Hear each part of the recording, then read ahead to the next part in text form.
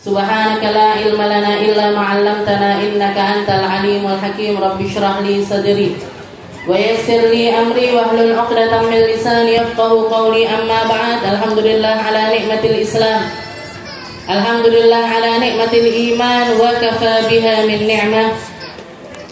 Alhamdulillah, segala puji bagi Allah Subhanahu wa taala yang menyehatkan kita, mengumpulkan kita, menjadikan kita hamba-hamba yang di malam hari ini dianugerahi oleh Allah Ta'ala berbagai macam kebaikan, dianugerahi oleh Allah Ta'ala untuk bisa baca salawat, dianugerahi oleh Allah Ta'ala untuk bisa mengingat namanya Nabi Muhammad, dikasih sama Allah Ta'ala kemampuan jatah untuk bermunajat, dikasih oleh Allah Ta'ala perkara-perkara yang hanya Allah Ta'ala berikan kepada hamba-hambanya yang baik dan memiliki tanda-tanda yang baik, dan insya Allah akan kembali ke tempat yang baik bersama manusia yang terbaik, yaitu Nabi kita Nabi Muhammad sallallahu alaihi wasallam. Kita minta sama Allah Ta'ala, ya Allah, jadikan kami hamba-hamba yang selalu berusaha menjadi orang-orang yang baik, punya hati pikiran yang baik, punya lisan pandangan pendengaran yang baik, melangkah ke tempat-tempat yang baik, berkumpul dengan orang-orang baik, sehingga semuanya akan menuai pahala-pahala yang begitu deras dari Allah Ta'ala, sehingga semuanya akan bersambung kepada Nabi kita Nabi Muhammad sallallahu alaihi wasallam, memantaskan kita untuk berdiri di belakangnya, memantaskan kita untuk napak tilasnya Nabi, memantaskan kita untuk mendekatkan seluruh anggota tubuh kita sebagaimana Allah Ta'ala anugerahkan perkara-perkara baik tersebut menjadi perhiasan untuk Nabi kita Nabi Muhammad sallallahu alaihi wasallam.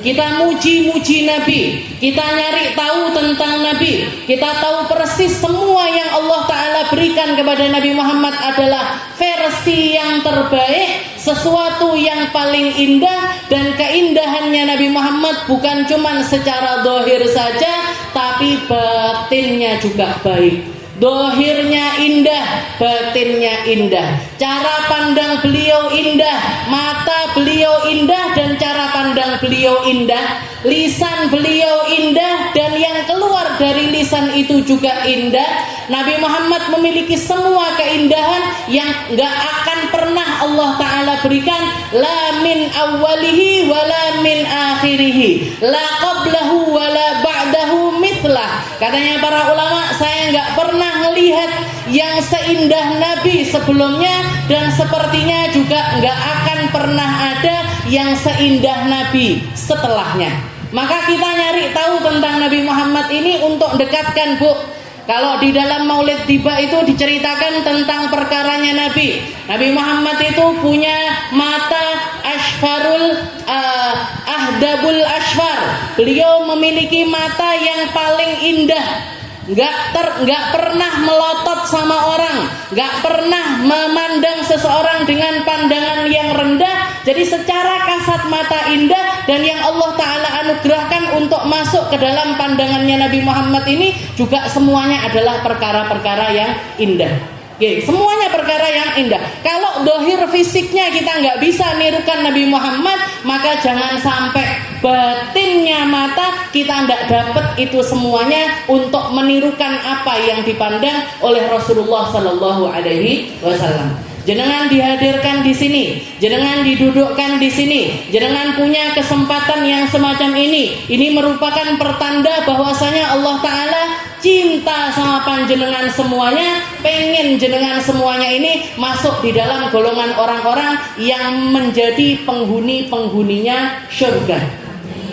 Dan Allah Ta'ala menempatkan kita di tempat ini, berarti Allah Ta'ala pengen nyambungkan kita sama Nabi Muhammad sallallahu alaihi wasallam. Maka kita minta sama Allah Ta'ala, ya Allah, sebagaimana Engkau menghadirkan kami di sini, menakdirkan kami untuk duduk di tempat ini, jangan sampai orang-orang yang kami sayangi gak dapat perkara yang semacam ini. Semoga sebagaimana kita dijaga, keluarga kita juga dijaga. Sebagaimana kita berzikir, orang tua kita juga dikasih kesempatan untuk berzikir. Sebagaimana kita kumpul sama orang-orang baik, semoga kita, anak cucu kita, orang tua kita, tetangga-tetangga kita, aqaribuna, para kerabat-kerabat kita, semuanya juga masuk di dalam golongan orang-orang yang menjadi baik dan selalu berusaha menjadi baik.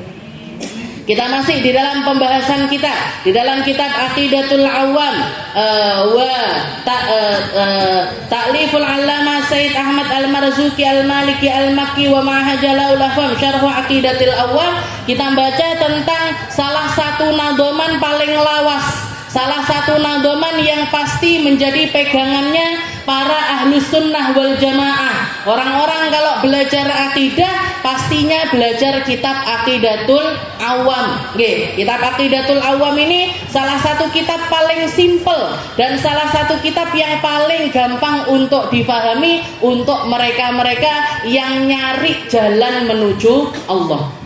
Jadi belajar masalah akidah itu adalah tapakan awal, atau kalau anak tangga gitu, anak tangga yang paling bawah untuk mencapai ma'rifatullah. Kalau orang nggak pernah belajar akidah, nggak akan pernah kenal sama Allah. Orang kalau nggak belajar akidah, amaliyah dohirnya dia akan menjadi perkara yang tanpa makna.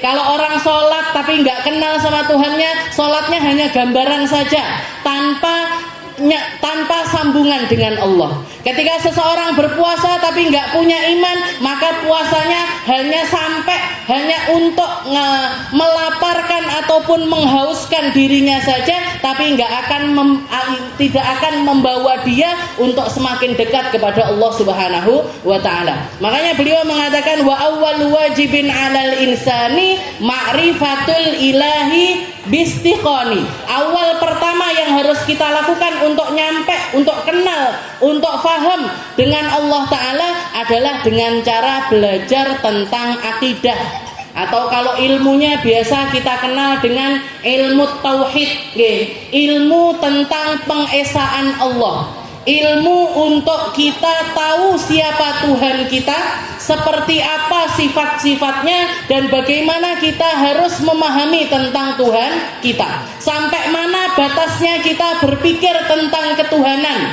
sampai mana batasan kita untuk kenal dengan Allah Ta'ala, itu semuanya kita pelajarinya di dalam kitab Tauhid. Ila anqal, kita sampai kepada sifatnya Allah Ta'ala setelah beliau mengatakan wallahu mawjudun qadimun baqi mukhalifun lil khalqi bil itlaqi wa qaimun ghani wa wahidun wa hayy qadir muridun alimun bi kulli syai'. Enggak tahu madrasah niki jenengan berarti. Pernah madrasah napa mboten, Bu? Apa sudah terlalu lama madrasahnya? Jadi ini kita masih di dalam sifatnya Allah Ta'ala yang 20. Wallahu mawjudun, Allah Ta'ala yang ada, dan adanya Allah Ta'ala itu secara mutlak. Adanya Allah Ta'ala itu sesuatu yang mutlak. Gak mungkin Allah Ta'ala itu gak ada. Kenapa? Karena kita ada, karena alam semesta ini ada. Sesuatu yang ada pasti ada yang mengadakannya. Sesuatu hadir berarti ada yang menghadirkannya. Sesuatu nyata ada yang menyatakan perkara tersebut.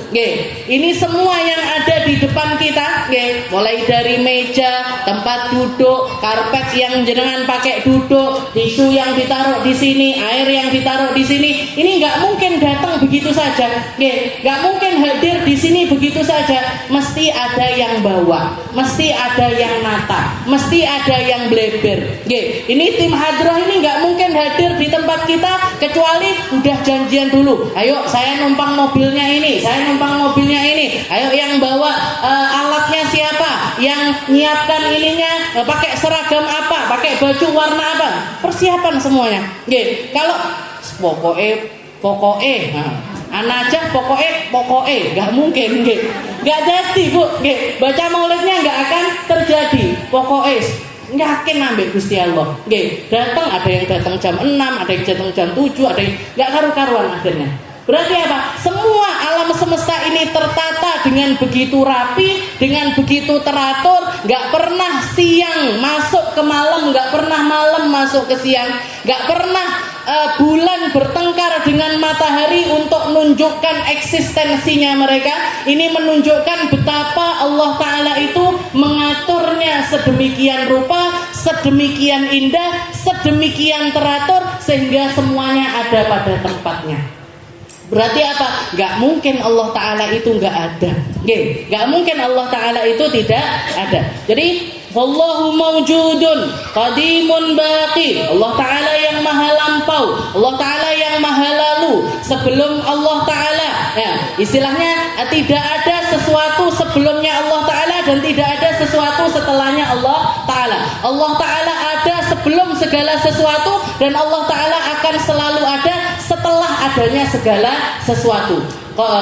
Qadimun baqi mukhalifun lil khalqi bil itlaqi. Ini pembahasan kita hari ini adalah di dalam bab yang membahas tentang mukhalafatuhu ta'ala lil hawadith.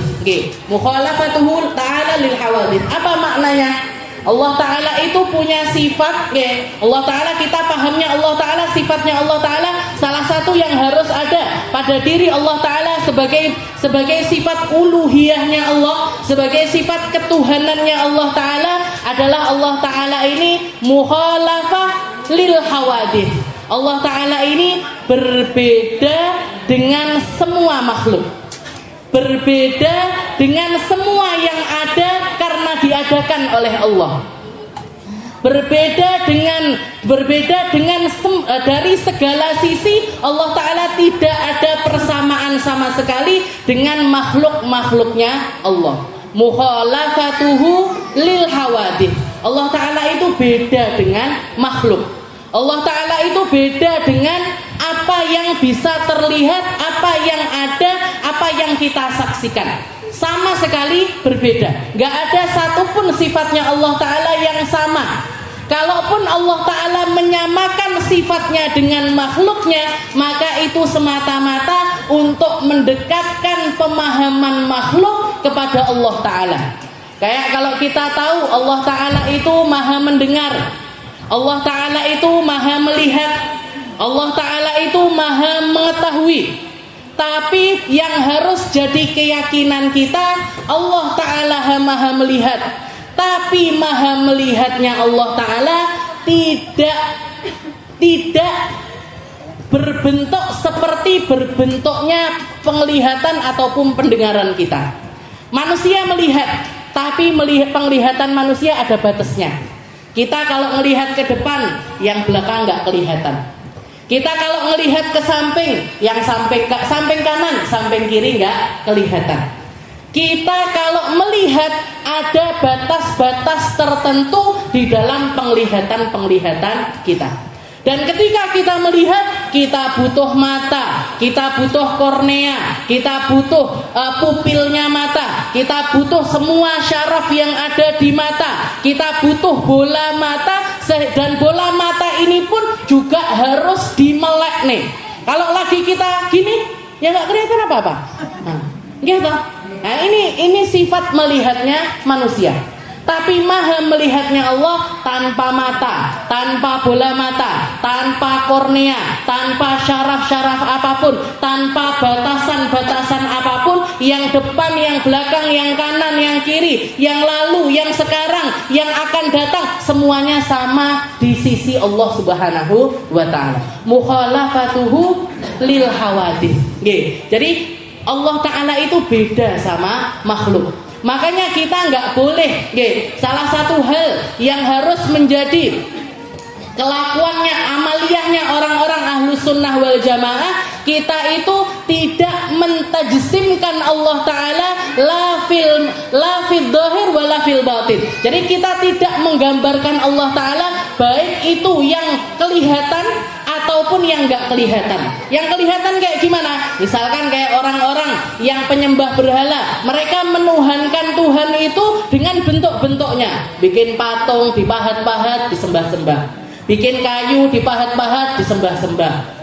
Jadi mereka mentajsimkan Tuhan-Tuhan mereka. Tapi kita umat Islam nggak boleh, nggak boleh bikin istilahnya, kalaupun kita mau menghadirkan Allah Ta'ala dengan sesuatu yang terlihat maksimal paling mentok niku napa? Kaligrafi. Jadi tulisan di situ dengan lafaz Allah, Ar-Rahman, Ar-Rahim, Al-Malik, Al-Quddus sebagai bentuk kita untuk kenal sama Allah Ta'ala. Saya yakin di rumah-rumahnya panjenengan mesti ada di depan pintu, di ruang tamu ditulis Allah Muhammad, musola-musola kita, masjid-masjid kita. Kenapa kok dibikin ornamen seperti itu? Karena ini adalah cara sesuatu yang diperbolehkan di dalam akidah kita. Jadi batasan maksimalnya adalah di dalam hal ini. Gak boleh membentukkan Allah Ta'ala di dalam surah ataupun di dalam pemikiran kita. Allah Ta'ala itu kayak gimana ya?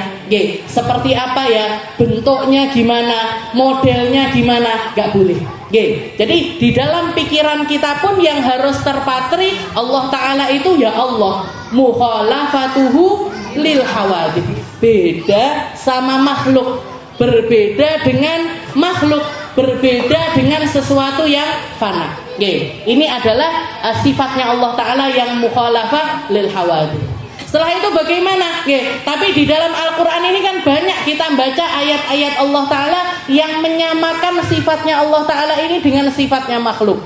Kayak ketika Allah Ta'ala mengatakan kepada Nabi Allah Nuh, ketika Nabi Allah Nuh diperintahkan sama Allah Ta'ala untuk bikin satu bahtera yang besar, Allah Ta'ala mengatakan kepada Nabi Allah Nuh, walitusna'a ala aini. Katanya Allah Ta'ala, kamu bikin wahai Nuh. Gimana caranya ya Allah? Nanti saya yang akan memantau, nanti mata kami yang akan memantau kamu di dalam pembuatan bahtera tersebut.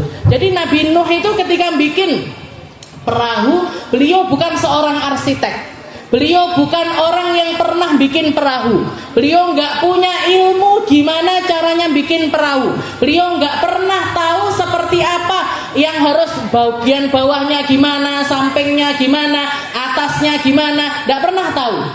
Tapi Allah Ta'ala yang mewahyukan setiap perkara-perkara detail dari bahtera tersebut. Allah Ta'ala yang nyuruh. Ambil kayu sekian meter wahai Nuh, nanti bikinkan di bagian sininya begini. Terus pripun ya Allah, nanti setelah itu ini. Jadi step by step itu, langkah selangkah itu liwalitusna'a ala aini. Katanya Allah Ta'ala, kamu nanti pokoknya sesuai dengan arahan saya, sesuai dengan aturan saya.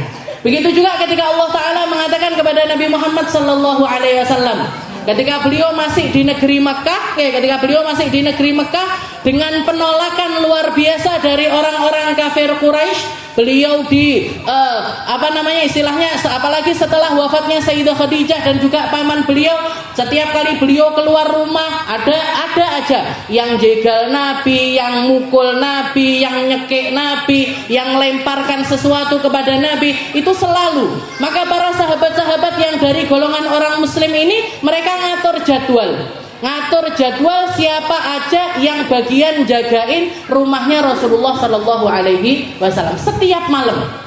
Setiap malam itu giliran para sahabat. Nanti malam ini pintu depan bagian ini, pintu belakang sahabat ini. Nah, nanti besoknya lagi, jadi sip-sipan. Bikin jadwal mereka untuk jagain Rasulullah Sallallahu Alaihi Wasallam. Sampai turun ayat yang mengatakan kepada Nabi Muhammad, wa innaka bi'ayunina. Wahai Muhammad, kamu akan selalu ada di hadapan mata kami.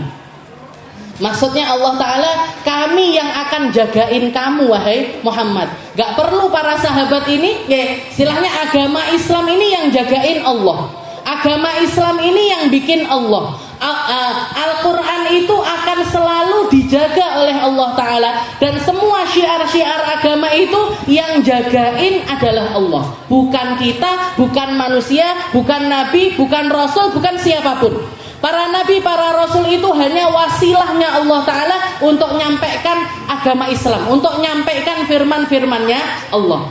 Maka Allah Ta'ala ingin menghilangkan perasaan bahwasanya Nabi Muhammad ini kalau nggak dijaga sama para sahabat, habis. Nabi Muhammad ini kalau nggak ada sahabat yang sip-sipan di depan rumahnya, wes mesti dibunuh sama orang kafir Quraisy. Allah Ta'ala ingin menafikan rasa tersebut. Muhammad, kamu yang jagain saya. Muhammad, kamu yang akan jaga, kamu gak akan mati sebelum syariat ini selesai. Kamu gak akan mati sebelum Al-Quran ini selesai. Kamu gak akan meninggal dunia, gak akan diwafatkan kecuali semua hal yang ingin Allah Ta'ala sampaikan kepada umat manusia selesai semua. Kalau tugasmu selesai, tak ambil. Tapi selama tugasmu belum selesai, kamu tidak akan pernah aku ambil.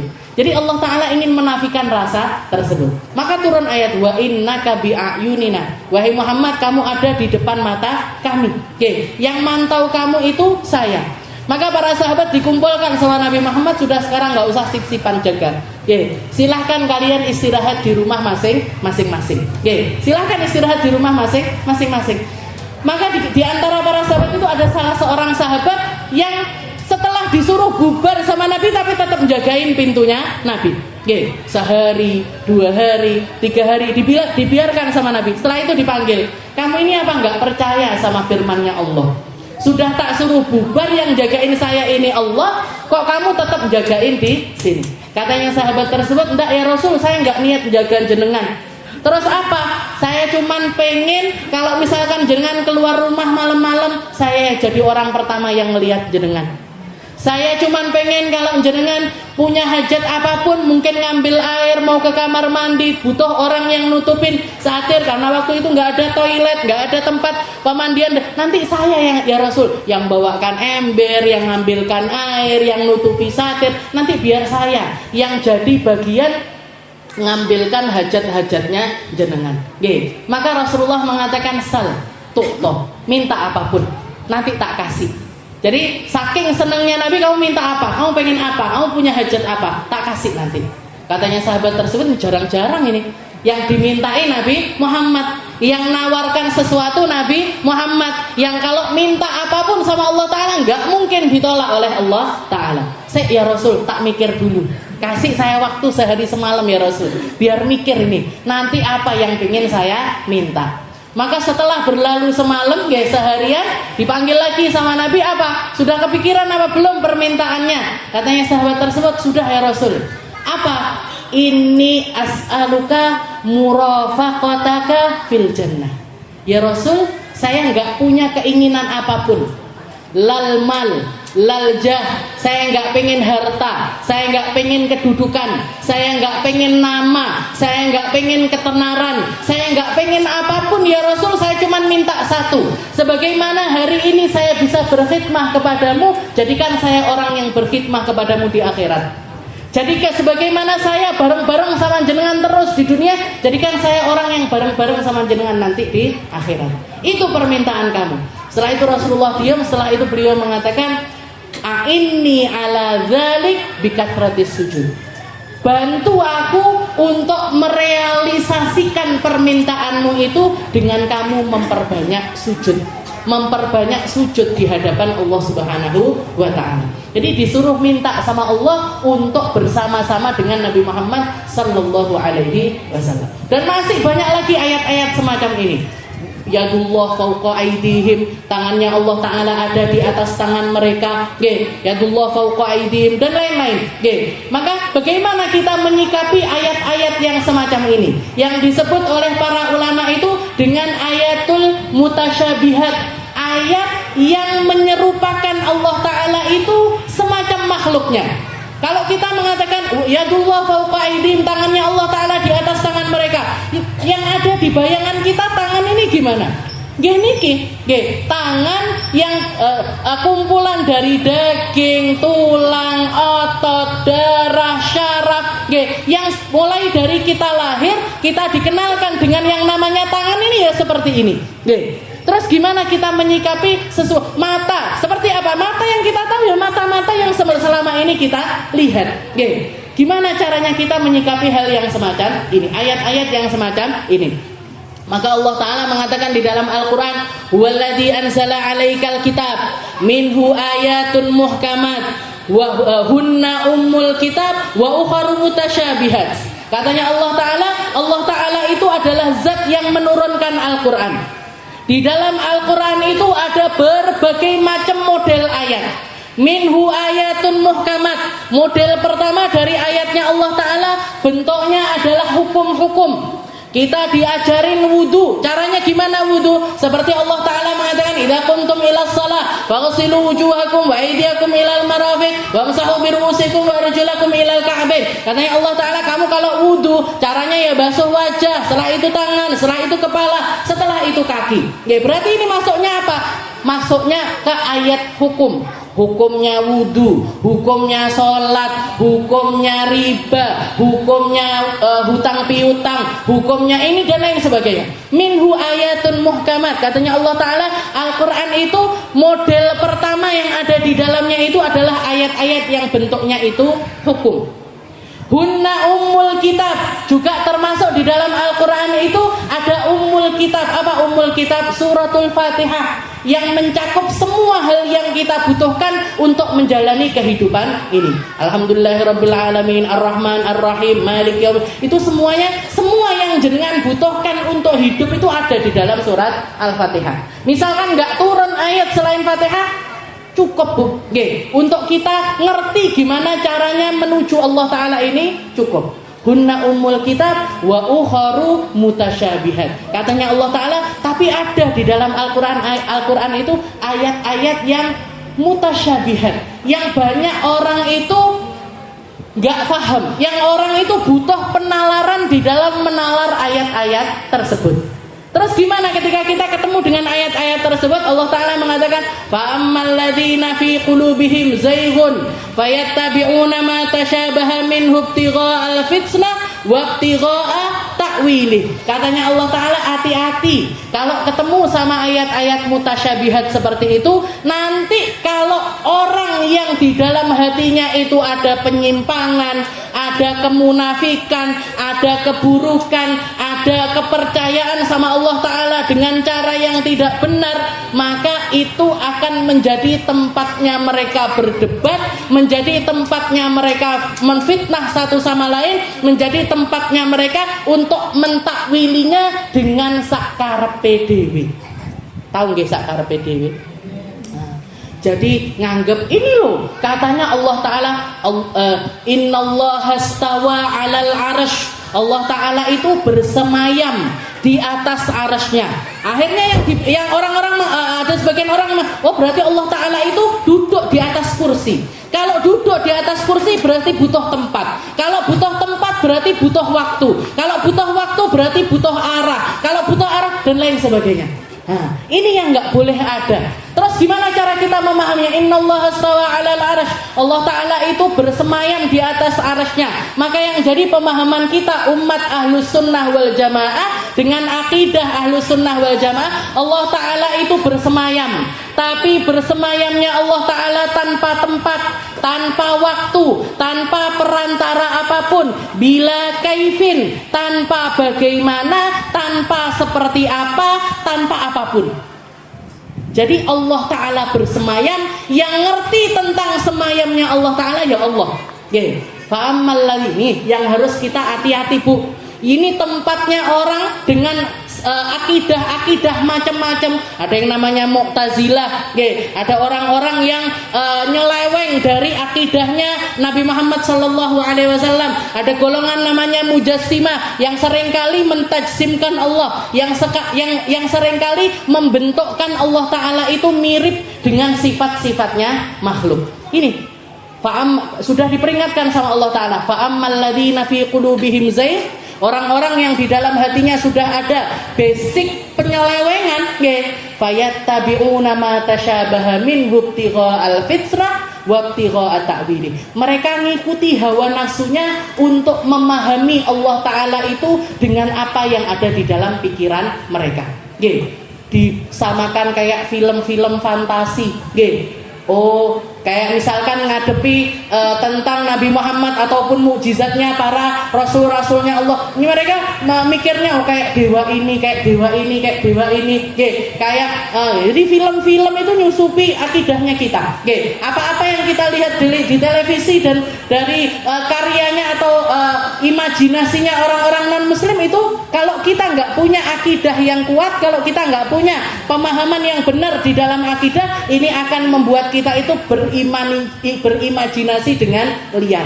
Dan kalau akalnya manusia ini nggak ada batasnya, nggak dikasih batasan, nggak dikasih rem, ini kayak mobil nggak pakai rem, ngegas terus, nabrak akhirnya. Yang terjadi adalah kebinasaan, yang terjadi adalah kemurkaan dari Allah Subhanahu wa ta'ala. Fayattabi'una ma tasyabaha minhu ibtigha'al fitrah wa ibtigha'a ta'wilih. Wa ma ya'lamu ta'wilahu illallah. Setelah itu Allah Ta'ala mengatakan, yang ngerti takwilannya tentang ayat-ayat semacam ini ya cuma Allah. Wa ma ya'lamu ta'wilahu illallah warrasikhuna fil ilm yaquluna amanna bi kullum min 'indi rabbina wa ma yadzakkaru illa ulul albab. Jadi di sini para ulama kalau jenengan melihat di dalam Al-Qur'an, ayat ini biasanya itu ada tanda wakafnya, ada tanda berhentinya. Ada yang berhenti di wa ma ya'lamu ta'wilahu illallah. Yang ngerti tentang takwilannya ayat-ayat semacam ini hanya Allah. Maka para ulama mengatakan di dalam menyikapi ayat mutasyabihat ada metode pertama yang namanya at-tafwid. Namanya adalah penyerahan kepada Allah. Gimana kalau kita nyikapi ayat-ayat semacam ini? Yang ngerti takwilannya cuman Allah. Dan ini yang paling aman. Cara ini adalah cara yang paling aman. Wa ma ya'lamu ta'wilahu illallah. Wakaf, kalau jangan baca ayat ini di dalam Al-Quran, berhenti. Tapi berhentinya itu jaiz, jawaz. Jawaz itu artinya apa? Boleh berhenti, boleh lanjut. Yang ngaji Quran mesti ngerti. Jim artinya apa? Jawaz. Berhenti boleh, terus juga boleh. Qaflam apa artinya? Waqaf aula. Sotlam apa artinya? Wasal aula. Kalau qaflam berhenti lebih baik. Kalau sotlam berarti wasal terus lebih baik. Kalau di sini jim, berarti apa? Jawas. Berhenti di sini boleh, lanjut juga boleh. Kalau lanjut berarti gimana? Wa ma ya'lamu ta'wilahu illallah warrasikhuna fil ilm. Yang ngerti takwilannya cuman Allah dan orang-orang yang ilmunya itu rasih, yang ilmunya itu nancep beneran, yang ilmunya itu kokoh, yang ilmunya itu menghujam ke dalam hati mereka dengan sangat-sangat dalam, maka mereka adalah orang-orang yang mampu mentakwili ayat-ayat yang semacam ini. Makanya kalau kita mau ngaji tentang ayat-ayat mutasyabihat seperti itu dengan metode yang kedua, kalau metode pertama ini tadi namanya tafwid, nyerahkan urusannya sama Allah, yang ngerti tentang takwilannya cuman Allah Ta'ala. Ada cara kedua, tapi harus ngikuti caranya para ulama, harus manut tafsirannya ulama, harus memahaminya lewat tafsir-tafsir yang memang bisa dipertanggungjawabkan. Kitab Sawi, kitab Baghawi, Ibnu Katsir dan lain sebagainya. Monggo, jangan kalau ketemu ayat-ayat semacam ini, misalkan kayak yadullah fauqa aidihim, tangannya Allah Ta'ala di atas tangan mereka. Para ulama menafsirinya dengan apa? Qudratullah fauqa qudratihim. Kekuasaan, maksudnya Allah Ta'ala, kekuasaannya Allah Ta'ala ada di atas kekuasaan mereka. Innaka bi'ayunina, mata Allah Ta'ala memandang kepada mereka. Maksudnya apa? Ilmunya Allah Ta'ala meliputi mereka semuanya. Pengawasannya Allah Ta'ala mengawasi mereka dengan pengawasan yang lebih dibandingkan pengawasan-pengawasan yang lainnya.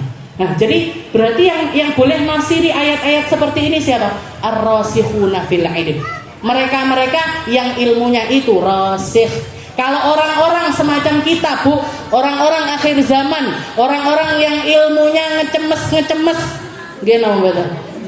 Koyoke enggak mek ngecemes, nggih. Sik urung ceblok wis Kalau ngecemes itu kan sudah basah-basah gitu. Berarti sudah nyerap ilmu. Nggih, kita itu ilmunya sik ngawang ya. Urung muduk nggih, belum masih kelihatan tok nggih. Ilmu ketoke ngaji nggih. Nanti keluar dari majelis, tapi ustaznya bahas apa? Apa ya?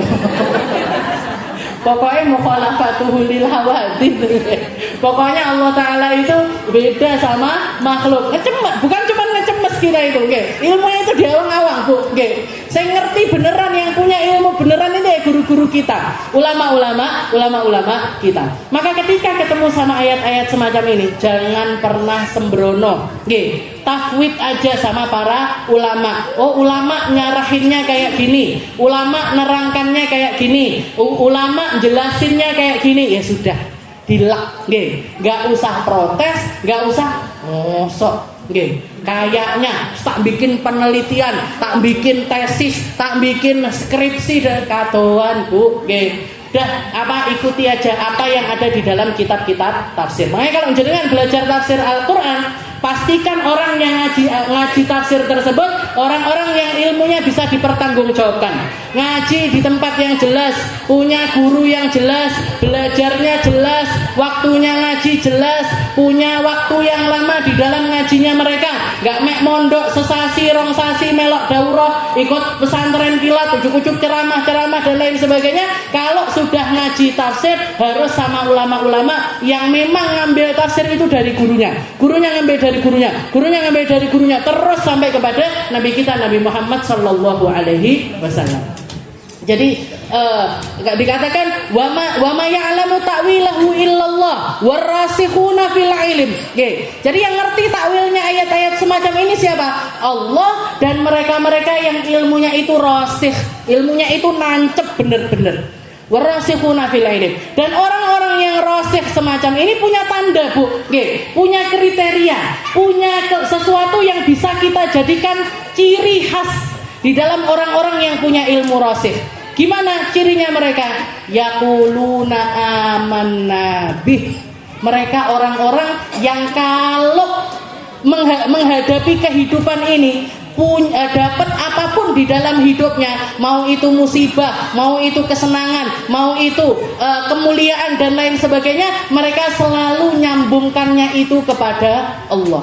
Yaquluna amanna bih. Ya Allah, saya ini orang iman. Jadi bahkan kalimat aman nabi ini, Bu, yang bisa ngomong secara benar dengan lisan hal dan juga lisan dohir, lisan dohir dan juga lisan batin, yang ngerti kalimat yang keluar ini dengan maknanya itu sama, setara dengan sesuatu yang benar, itu cuman orang-orang yang ilmunya rasikh. Aman nabi, saya iman sama ayat-ayat itu. Yaquluna amanna bi kullum min indi rabbina. Semua yang hadir di dalam kehidupan saya dari Tuhan saya, mau itu takdir baik, mau itu takdir enggak baik, mau itu sesuatu yang saya senangi, mau itu sesuatu yang enggak saya senangi, mau itu rasa sehat, mau itu rasa sakit, mau itu keadaan yang indah maupun keadaan yang tidak indah, maka semuanya itu dari Allah.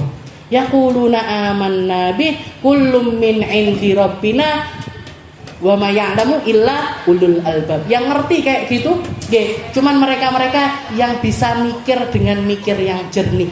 Mereka-mereka yang punya pikiran benar, mereka-mereka yang punya pikiran yang lurus. Jadi makna mukhalafatuhu lil hawadits ini, Bu, kalau ijmalnya, kalau Syekh Said Ramadan Al-Buti itu globalnya atau kesimpulannya, Allah Ta'ala itu beda sama makhluk. Apapun yang kita dengar tentang kesamaan sifatnya Allah Ta'ala dengan makhluknya, Allah Ta'ala tidak seperti yang kita bayangkan, tidak seperti yang jalan di dalam otak kita ataupun juga hati kita. Allah Ta'ala berbeda sama sekali dengan itu semuanya. Mukhalafatuhu lil hawadits. Itu secara akli, Jadi ini dalil akli di dalam dalil akli, masih ingat ya dalil akli, dalil pikiran, Caranya kita mikir tentang sifat mukhalafatuhu lil hawadits ini seperti ini. Kalau dalil naklinya apa? Dalil Al-Qur'annya apa? Allah Ta'ala mengatakan laisa kamitslihi syai' wa huwas samiul basir. Allah Ta'ala itu enggak sama seperti makhluk, berbeda dengan makhluk, tapi yang perlu kita ketahui, Allah Ta'ala itu maha mendengar, Allah Ta'ala itu maha melihat. Tapi seperti gitu cara menyikapinya gimana? Allah Ta'ala maha melihat, tapi maha melihatnya Allah Ta'ala tidak ada batas, tanpa perantara, tanpa sesuatu seperti matanya kita ataupun apa yang Allah Ta'ala berikan kepada mereka-mereka yang bisa melihat. Fasilitas penunjang untuk bisa melihat itu memerlukan hal-hal tersebut, Allah Ta'ala nggak butuh itu semuanya. Allah Ta'ala maha mengetahui, pengetahuannya Allah Ta'ala di luar apa yang bisa kita jangkau sebagai manusia. Maka apa yang Nabi Muhammad sampaikan kepada kita imani. Yang pikiran-pikiran yang liar-liar itu sirnakan semuanya.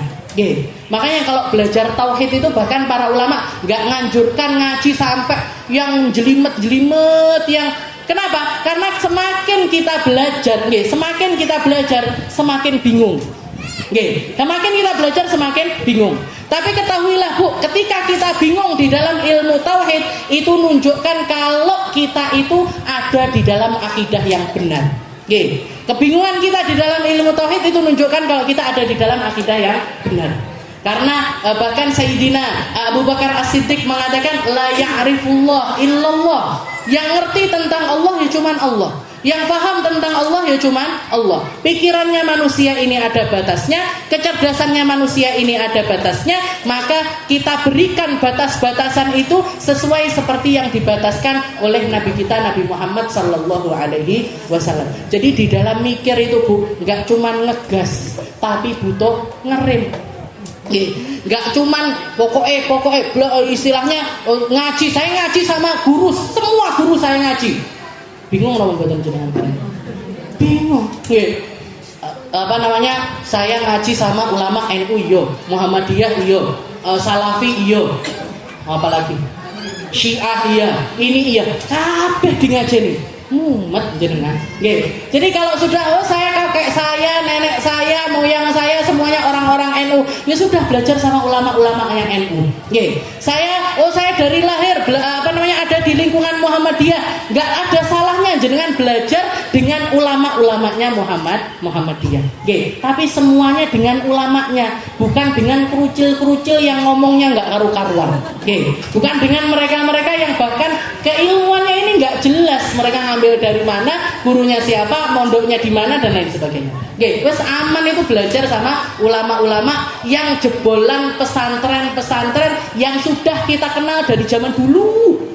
Jawa Timur ini markasnya pondok Bu. Jangan belajar dari ulama Peloso, bener. Jangan belajar dari ulama Lirboyo, bener. Jangan belajar dari ulama-ulama sekitar sini, pondok-pondok yang ada di sekitar sini sudah. Pokoknya apa yang kakek saya, nenek saya, ibu saya, moyang-moyang saya dulu belajar, saya belajar sama guru-gurunya mereka.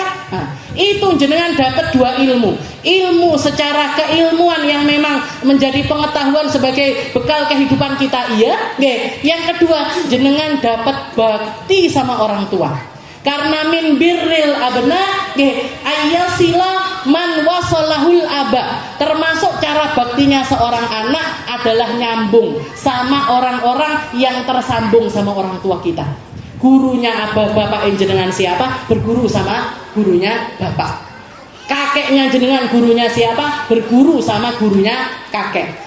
Neneknya jenengan berguru sama siapa, belajar sama guru-guru nenek-neneknya jenengan. Wes itu mesti nyambung sama wali songo. Wes wali songo itu mesti nyambung sama ulama-ulama yang datang dari para sahabat-sahabatnya Nabi, dari tabi'in, dari tabi'in sampai kepada Nabi kita Nabi Muhammad sallallahu alaihi wasallam. Enggak ruwet sebenarnya Bu.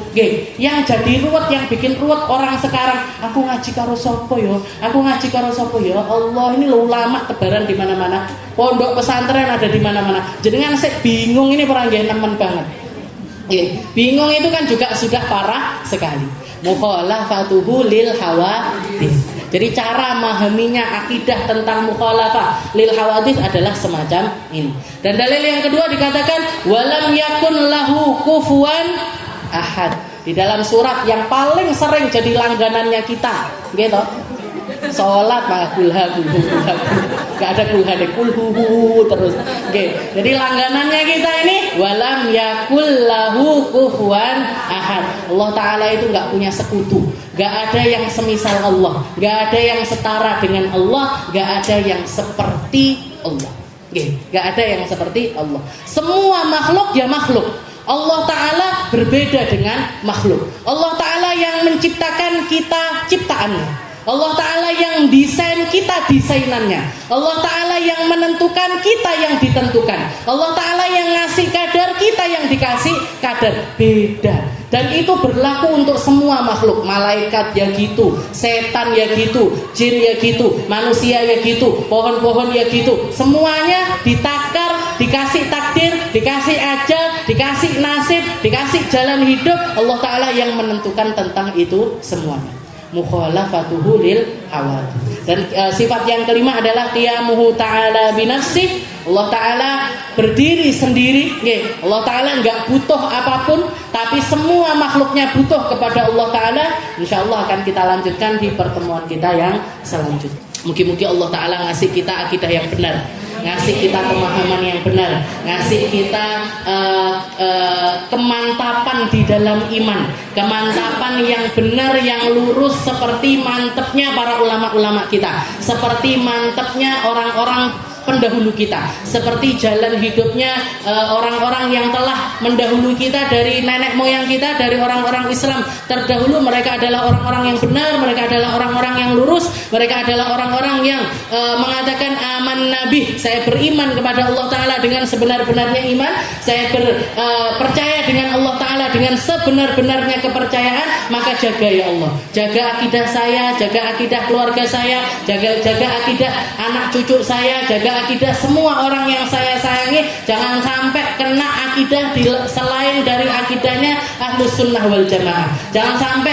kena dengan perkataan ataupun juga omongannya mereka-mereka yang ilmunya nggak bisa dipertanggungjawabkan. Jangan sampai kena dari akidah-akidah yang nyeleweng, akidah-akidah yang melenceng, akidah-akidah yang akan merusak semua amalan kita, yang akan merusak semua hal-hal yang telah kita usahakan untuk mendekatkan diri kita kepada Allah Subhanahu wa Ta'ala. Belajar tauhid ini penting, bahkan di atasnya penting. Belajar akidah ini harus, dan bahkan di atasnya harus. Belajar akidah ini adalah pijakan awal kita untuk kita jalan sebagai ahli iman, sebagai orang-orang yang berjalan menuju Allah Subhanahu wa Ta'ala. Mungkin diistiqomahkan, mungkin diridhoi, mungkin dikasih keyakinan yang benar, dijaga semuanya, dijaga dohir batin kita, dijaga dari segala hal-hal yang membuat Allah Ta'ala murka. Ala hadhihi niyah wa ala kulli niyatin salihah wa ila hadratin Nabi Muhammad sallallahu alaihi wasallam. Bismillahirrahmanirrahim.